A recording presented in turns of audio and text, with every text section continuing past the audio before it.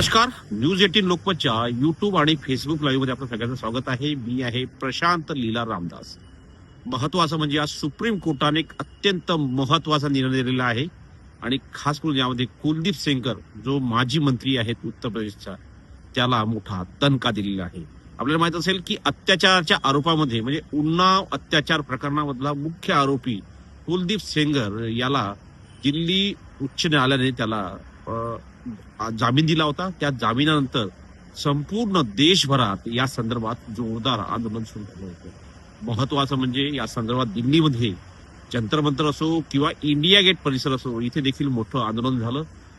JNU सारख्या म्हणजे आंतरराष्ट्रीय विद्यापीठ जे आहे, जवाहरलाल नेहरू विद्यापीठ, तिथे देखील या संदर्भात आंदोलन करण्यात आलं. कारण की त्याच्या ज्या उन्नाव अत्याचार प्रकरणामधली जे पीडित आहे त्या पीडितांना आपल्या जीवाचा धोका होता आणि त्यांच्या समर्थनार्थ जेव्हा इंडिया गेट परिसरामध्ये आंदोलन झालं तेव्हा त्यांना अटक करण्यात आली आणि त्या पीडितांनाही देखील अटक करण्यात आली होती. त्यानंतर आता जर बघितलं या संदर्भात आज सुप्रीम कोर्टामध्ये सुनावणी झाली. सुप्रीम कोर्टाने उत्तर प्रदेशचे माजी मंत्री जे आहेत कुलदीप सिंह सेंगर याला या प्रकरणात सुनावणी करताना महत्वाचं म्हणजे दिल्ली उच्च न्यायालयाने जो निर्णय दिला आहे त्या निर्णयाला स्थगिती दिली आणि आता कुलदीप सिंह सेंगर जो आहे हा तुरुंगातून बाहेर येऊ शकणार नाही. आपल्याला माहित असेल की उन्नाव अत्याचार प्रकरणामधला मुख्य आरोपी आणि या संदर्भात ज्या पद्धतीनं घडामोडी होत गेल्या आणि त्याला दिल्ली उच्च न्यायालयाने त्यांनी याचिका दाखल केली होती की त्याला या संदर्भात जामीन मिळावं, कारण की या संदर्भातली चार्जशीट देखील दाखल झालेली आहे. त्यामुळे या संदर्भात जेव्हा चार्जशीट दिल्ली उच्च न्यायालयात दाखल झाली होती त्याला त्याच्यावरची सुनावणी झाली. सुनावणीनंतर त्याला म्हणजे कुलदीप सिंग सेंगरला या उन्नाव अत्याचार प्रकरणामध्ये जामीन देण्यात आला होता. या जामिनाच्या विरोधामध्ये जोरदार विरोध प्रदर्शन सुरू झालं होतं. कारण की त्या पीडितांच्या वतीनं, पीडिताचे कुटुंबीय असो पीडिता असो यांच्या वतीनं त्यांना स्पष्ट केलं होतं की आम्हाला आता कुठल्याही क्षणी गोळी घातली जाऊ शकते, आम्हाला जीविताचा जो अधिकार जो आमचा आहे तो त्याचं हनन होत आहे. आणि ज्या पद्धतीचा कुलदीप सिंग सेंगर याच्यावरती आरोप आहे आणि कुलदीप सिंग सेंगरचा जर इतिहास बघितला आता हा एखाद्या गुंड प्रवृत्तीच्या व्यक्तीसारखा आहे आणि एक प्रकारे असं म्हणावं लागेल की कुलदीप सिंह सेंगर तिथले जी गुन्हेगारी विश्व आहे त्या गुन्हेगारी विश्वाचा तो प्रमुख होता आणि त्याचमुळे त्याच्या विरोधामध्ये या पद्धतीने आंदोलन सुरू झालं की पीडिताला आता कुठल्याही क्षणी मारलं जाऊ शकतं अशा प्रकारची त्यांनी स्पष्ट केलं होतं पीडितांच्या वतीने. आणि त्यानंतर त्या संदर्भात जेव्हा जंतर मंतर आंदोलन झालं कुलदीप सिंह सेंगरला तुरुंगाच्या बाहेर काढू नये आणि इंडिया गेटच्या परिसरात देखील या संदर्भात मोठं आंदोलन झालं. त्या आंदोलनाच्या दरम्यान या संदर्भात सुप्रीम कोर्टात एक याचिका दाखल करण्यात आली होती. सीबीआयच्या वतीनं ही याचिका दाखल करण्यात आली होती. त्या याचिकेवरती आज सुप्रीम कोर्टात सुनावणी झाली. त्यात केंद्रीय अन्वेषण ब्युरोच्या वतीनं जी याचिका दाखल करण्यात आली त्या याचिकेत स्पष्ट केलं की कुलदीप सिंह सेंगर याला जो जामीन दिला आहे त्या जामिनीला विरोध केलेला आहे.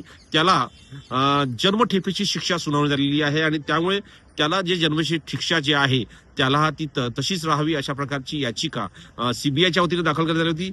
गेल्या 23 डिसेंबर रोजी ही जन्मठेपेची याचिका जी आहे ती जी दिल्ली उच्च न्यायालयामध्ये सुनावणी होती त्याला ती नाकारण्यात आली होती. त्याची जी जन्मठेपेची शिक्षा जी आहे ती कमी करण्यात आली होती. त्यामुळे त्याला जामीन मिळेल अशा प्रकारचे स्पष्टपणे आदेश तत्कालीन न्यायाधीश आहेत त्यांनी दिला होता. याच्या विरोधामध्ये वकील जे आहेत अंजली पटेल आणि पूजा शिल्पकार यांनी सुप्रीम कोर्टात याचिका दाखल केली होती आणि देशातील अत्यंत संवेदनशील हे प्रकरण आहे. आपल्याला माहित असेल की या संदर्भामध्ये राहुल गांधी जे लोकसभेतील विरोधी पक्ष नेते आहे, काँग्रेसच्या संसदीय पक्षाच्या अध्यक्षा सोनिया गांधी ह्या उन्नावल्या गेल्या होत्या आणि उन्नावला जाऊन त्यांनी पीडितांच्या कुटुंबियांची भेट घेतली होती आणि त्यानंतर हा संपूर्ण देशभरात हे प्रकरण अतिशय प्रकर्षाने पुढे आलं आणि त्याच्या विरोधामध्ये जोरदार आंदोलन सुरू झालं. आणि त्यानंतर जेव्हा आज पीडिताचा पक्ष जो आहे तो सुप्रीम कोर्टाने ऐकला आणि त्यानंतर त्यांनी स्पष्ट केलं की कुलदीप सिंग सेंगर आहे हा तुरुंगाच्या बाहेर येऊ शकत नाही. सोबतच रविवारी जेव्हा हा जंतर मंतरवरती पीडिताच्या कुटुंबियांनी आंदोलन केलं होतं तेव्हा त्यांना देखील दिल्ली पोलिसांनी अटक केलं होतं. या सगळ्या संदर्भात आज सुप्रीम कोर्टाने निश्चितपणे सुनावणी झाली आणि त्याला स्पष्ट सुप्रीम कोर्टाने आश्वासन दिलं आहे की कुठल्याही भीतीशिवाय आपण आपलं जीवन जगू शकता, अशा प्रकारे आम्ही आश्वासन देतोय. आणि जी जर त्यांना जर सुरक्षेची आवश्यकता असेल तर त्याला राज्य सरकार सुरक्षा पुरवेल असं देखील स्पष्टपणे सुप्रीम कोर्टाने स्पष्ट केलं आहे. महत्वाचं म्हणजे निडर होकर जर लढाई लढायची असेल तर निश्चितपणे आम्हाला सुरक्षा द्यावी, अशा प्रकारची त्यांची मागणी होती. या संदर्भात आज सुप्रीम कोर्टात सुनावणी झाली आणि सुनावणीनंतर ज्या पद्धतीनं सुप्रीम कोर्टाने अत्यंत संवेदनशीलपणे न्यायमूर्ती सूर्यकांत यांच्या जे सर्वोच्च न्यायालयाचे मुख्य न्यायाधीश आहे, भारताचे सरन्यायाधीश आहे न्यायमूर्ती सूर्यकांत यांनी या संदर्भात अतिशय संवेदनशील पद्धतीने हा निर्णय दिला आहे. त्यामुळे असं म्हणावं लागेल की एक मोठा निर्णय बघावा लागेल ज्याला प्रचंड लोकविरोध होतो आणि या लोकविरोधानंतर सुप्रीम कोर्टाने हा अत्यंत महत्वाचा निर्णय दिला. आणि सुप्रीम कोर्टाने हे स्पष्ट केलं आहे की ज्या पद्धतीने या सगळ्या घडामोडी गेल्या त्या संदर्भात त्यांनी आपले काही निष्कर्ष देखील आणि काही ज्या सूचना देखील त्यांनी नोंदवलेल्या आहेत. त्यांनी स्पष्ट केलं आहे की या संदर्भामध्ये त्यांनी स्पष्ट म्हटलं आहे की सुप्रीम कोर्टातच या प्रकरणाची सुनावणी व्हायला हवी आहे. आणि यामध्ये ज्या पद्धतीने घडामोडी होत गेल्या आणि ज्या पद्धतीनं सुप्रीम कोर्टाच्या न्याय व्यवस्थेवरती अविश्वास टाकण्याचा प्रयत्न केला होता तो प्रयत्न कृपया कोणी करू नये असं न्यायमूर्तींनी स्पष्ट केलंय. त्यांनीही म्हटलंय, स्पष्ट केलंय, स्पष्ट संदेश दिला आहे की युक्तिवाद हा न्यायालयात करा, न्यायालयाच्या बाहेर युक्तिवाद करू नका असं देखील भारताच्या सरन्यायाधीशांनी स्पष्ट केलंय. आम्ही काही आयवरी टॉवरमध्ये बसत नाही आहे. आम्ही न्यायव्यवस्थेवर कुठल्या प्रकारचा दबाव देखील कोणी टाकू नये असं देखील त्यांनी स्पष्ट केलंय. हा चुकीचा प्रयत्न असं त्यांनी म्हटलंय.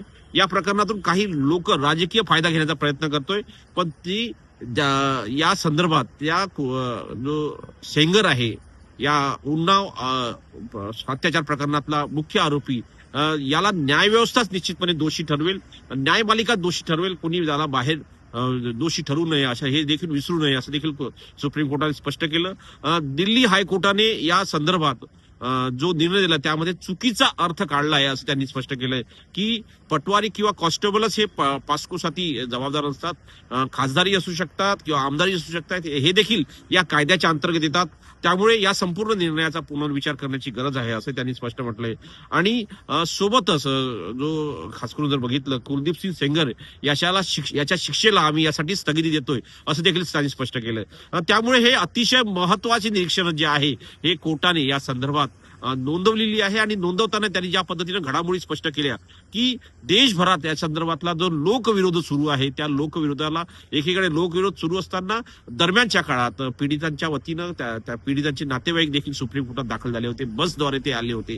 अशा या सगळ्या प्रकरणामध्ये म्हणजे सुप्रीम कोर्टाने अतिशय संवेदनशीलपणे हा निर्णय देऊन एक प्रकारे स्पष्ट केलं आहे की न्याय अजूनही जिवंत आहे. दिल्ली उच्च न्यायालयाने जी जन्मठेपेची शिक्षा कमी केली होती कुलदीप सिंग सेंगर याची, ती शिक्षा आता त्याला भोगावीच लागणार आहे कारण त्या निर्णयाला स्थगिती दिलेली आहे. धन्यवाद.